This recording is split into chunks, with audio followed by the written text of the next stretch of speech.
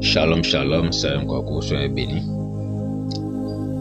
Fais de l'Éternel tes délices, et te donnera ce que ton cœur désire. Recommande ton sort à l'Éternel, mets ta confiance en lui.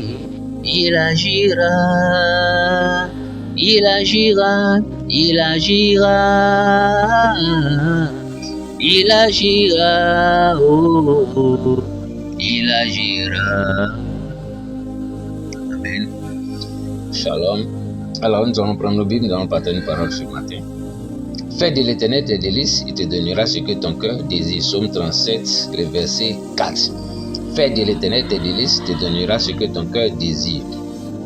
Alors, fais de l'Éternel tes délices. Délices, ici, c'est quoi? Alors, délices nous ramène à ce qui est délicieux. Après, on parle de quelque chose qui est un délice. Ici, c'est quelque chose qui nous ramène à un délice. Donc, on ressort ici le mot délicieux. Donc, les délices, c'est quelque chose qui découle de quelque chose de délicieux. C'est un délice. C'est un délice qui te réjouit ton cœur, ton âme. Alors, je me souviens quand, quelques années en arrière, quand on était encore plus jeune, il y avait une émission à la télé qu'on appelle Délices de Chani. Cette émission s'est passée à la télé, à la RTI, et Délices de Chani. Alors, c'est une dame animatrice qui faisait ce qu'ils appellent les émissions de cuisine. Son émission s'appelle Délices de Chani. Elle présentait des plats, des mets succulents, très beaux plats, de toutes sortes de qualités. Franchement, ces plats, elle apprenait les gens à faire la cuisine, mais de très bonnes cuisines. Donc, c'est ça le délice. Ça nous ramène à la gastronomie. Alors, si tu fais de l'Éternel tes délices, il te donnera ce que ton cœur désire. Ça veut tout simplement dire que si tu remplaces le plat succulent, le plat délicieux, le plat que tu aimes le plus, si tu remplaces ça, que tu mets Jésus à la place du plat préféré que tu aimes le plus, alors lui, l'Éternel, il te donnera ce que toi, ton cœur désire. Alors, bien aimé, je vais donner un exemple ici. Regarde un enfant qui pleure. Il faut connaître le délice d'un enfant dans ta maison. Quand tu connais le délice de l'enfant, quand l'enfant pleure, tu appelles quelqu'un, tu dis, va m'acheter telle chose. Si c'est un chocolat, va appeler le chocolat, va acheter un chocolat noisette, viens donner ça à l'enfant. Quand tu achètes le chocolat, quand tu présentes à l'enfant qui pleurait, tout de suite il arrête de pleurer. Pourquoi? Il a vu son délice, tu lui as donné son délice, il est sur ses larmes, il commence à rire, il mange son chocolat noisette, car il a eu son délice.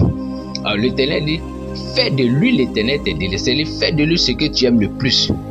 Je veux parler, même les femmes qui sont mariées, si tu connais le délice de ton mari, le jour que ton mari se fâche, présente-lui son plat préféré, c'est ça qui est son délice. S'il mange ça, vraiment, il va plus te coucher, il va pas faire chambre à part, il va te rejoindre dans ton lit. Fais de l'Éternel tes délices. Le plat préféré de ton mari, tu dois connaître. Si tu es une femme mariée, connais le plat préféré de ton mari. Le jour que vous êtes en palabre, si tu veux que vous soyez réconciliés, prépare ça, présente-lui. Quand il va manger, il va changer de décision. Ce même jour-là, il va plus se coucher à terre. Il va coucher sur le lit. Au nom de Jésus. Il faut essayer ça, tu vas voir. Alors, fais de l'Éternel tes délices, c'est le plat préféré, ce que tu aimes le plus. Que la nourriture que tu aimes. Chez nous, là, au campement, quand tu vas là-bas, le plat préféré, là, c'est le 1er janvier, on mange ça. Des spaghettis avec poulet. Ça, là, ça ne va pas rater. Le vieux, son plat préféré, là, pistache avec poulet bien pintade. Ça, c'est 1er janvier. Il mange ça une fois par an. C'est le plat préféré, c'est le délice qu'elle a. C'est le délice. Pour ceux qui, les chrétiens, pour les enfants de Dieu, je vais donner un secret. Si tu veux que ton pasteur prie bien pour toi, cette fin d'année-là, demande à sa femme, maman, papa, là, son plat préféré, c'est quoi? Il va te dire. Prépare ça, va lui donner. Quand il va manger, il va faire des prières cascades pour te donner. Il va parler en langue sur toi. Il va te bénir de toutes sortes de bénédictions. Quand il va voir ça, il va savoir que tu lui as fait plaisir. C'est son plat préféré, c'est son délice. Alors, soyez bénis. Le délice ici, que Jésus soit ton délice. Si je dis je viens ton délice, si on dit le culte à 8h, toi tu vas à 10h à l'église. Le culte c'est à 8h. Si l'Éternel est ton délice là, va à 8h à l'église. Souvent même tu peux partir plus tôt. Et sur les chaises et sur les bancs, nettoie là-bas. Et puis tu viens te laver, tu t'habilles, maintenant tu t'en vas. Au moins ils vont partir là, c'est toi qui as tout nettoyé. Mais tu vas vite, tu nettoies. Fais de l'Éternel tes délices. Montre-lui que tu l'aimes plus que toute autre chose. Et lui maintenant tu donneras ce que ton cœur désire. On n'a pas dit tu vas jeûner, faire jeûne sec. Non. Fais de l'Éternel tes délices. Lui il connaît ton cœur. Il connaît ton cœur, il connaît les désirs de ton cœur. Il va te donner ce que toi, ton cœur désire. Ça n'a rien à voir. C'est pas forcément jeune sec là qui fait. Fais de l'Éternel seulement tes désirs. Est-ce qu'aujourd'hui on arrive à faire de l'Éternel leurs délices? Tu fais ce que tu veux. On dit le culte à 9h, toi tu vas à midi pour aller faire un culte de 9h. Tout le culte est fini. C'est maintenant toi tu te présentes. Tu n'as pas à faire de l'Éternel tes délices. Fais de l'Éternel tes délices, te donnera ce que toi ton cœur désire. Ce que toi ton cœur désire. N'a même pas dit tu vas prier pour lui demander. Tu ne demandes pas, il te donne. C'est clair. Il te donne ce que toi ton cœur désire. Tu ne lui demandes pas. C'est lui qui te donne. Ce que toi ton cœur, ce qui est dans ton cœur là-bas que tu aimes là, il te donne ça.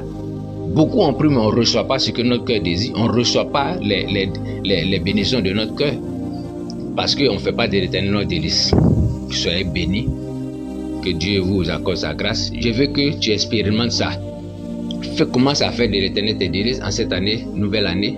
Et tu vas voir que les choses vont changer. Sois béni. Shalom, shalom. C'est un coucou pour la communauté des enfants de Dieu. À tous mes abonnés, tous ceux qui me suivent à travers le monde.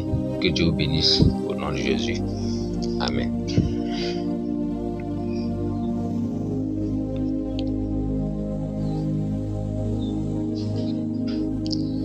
Shalom, shalom, moi c'est Sam Kakou. Salut à tous les enfants de Dieu, à tous les peuple de Dieu, tous ceux qui me suivent.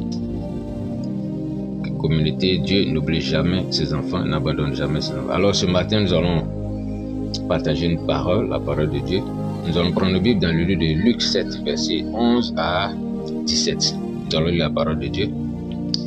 Le jour suivant, Jésus alla dans une ville appelée Naïn, ses disciples, et une grande foule faisait route avec lui.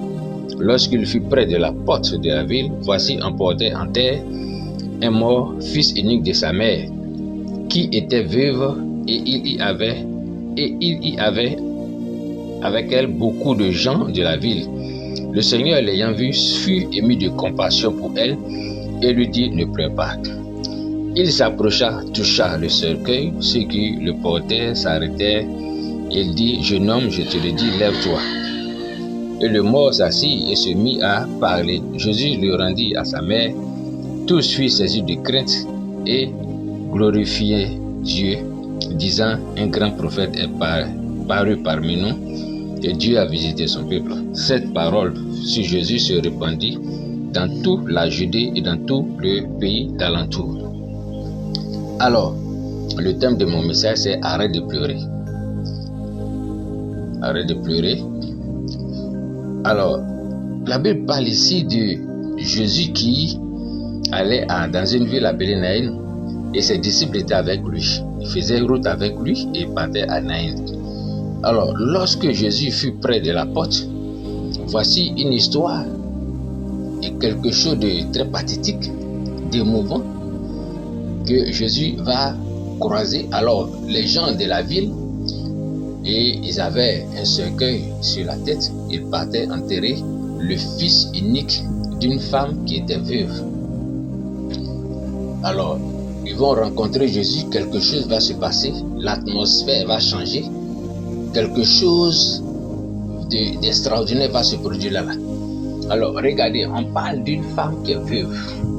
La veuve d'abord déjà, elle a un problème parce qu'elle a perdu son mari. Son mari est décédé. Elle était veuve. Elle n'avait plus personne.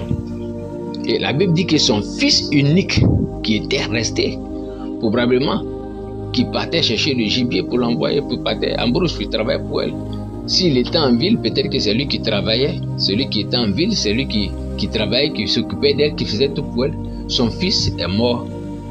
et emportait en terre le fils unique de cette femme-là qui était dans un cercueil.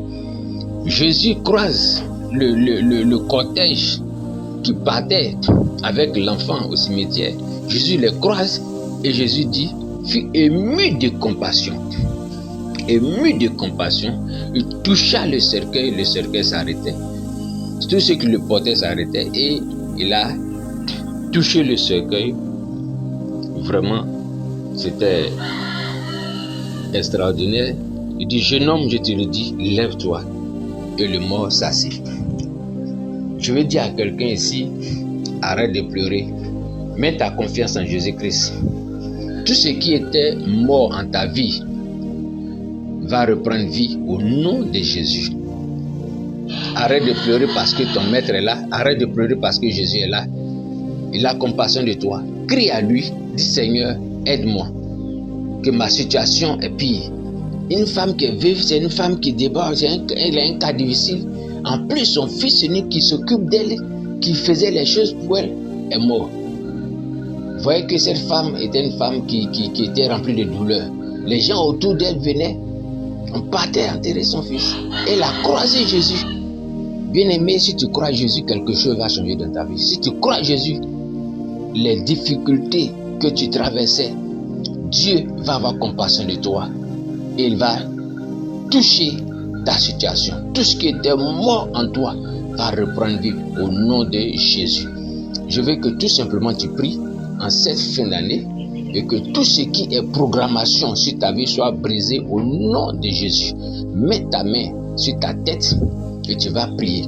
Seigneur Jésus, tout ce qui a été programmation sur ma vie en cette fin d'année soit détruit, soit arrête maintenant au nom de Jésus. Que Jésus touche le cercueil, que Jésus touche ta situation, que Jésus touche ton problème, que Jésus touche ta vie, et que le Dieu suprême se mette en route pour croiser toute situation difficile que tu traverses maintenant. Au nom de Jésus, reçois la victoire sur tes ennemis, sur tes adversaires, au nom de Jésus. Tu vas prier en cette fin d'année. Tout ce qui est programmation d'accident sur ta vie soit brisé au nom de Jésus. Tout ce que l'ennemi a programmé, tout cercueil se casse maintenant au nom de Jésus. Casse tout cercueil, détruis tout plan de l'ennemi au nom de Jésus. Merci Seigneur. Alors, vous allez prier de cette manière et Dieu va se prendre en charge d'arrêter tout plan démoniaque sur ta vie. Tu vas casser tout ce qui est cercueil, tu vas arrêter tout ce qui est programmation, tout plan d'ennemi sur ta vie va s'arrêter au nom de Jésus. Le Dieu de compassion va avoir compassion de toi. Que Dieu te bénisse, que Dieu t'élève au nom de Jésus. Shalom, shalom, c'était Sayam Kwaku. Restez scotchés. Alors, suivez les programmes de Sayam Kwaku. Tous mes abonnés, tous ceux qui me suivent à travers la Côte d'Ivoire et dans le monde, que Dieu vous bénisse cette fin d'année. Dieu arrête tout plan d'ennemi sur ta vie au nom de Jésus. Merci Seigneur. Shalom, shalom. À la prochaine, que Dieu vous bénisse au nom de Jésus qui est béni.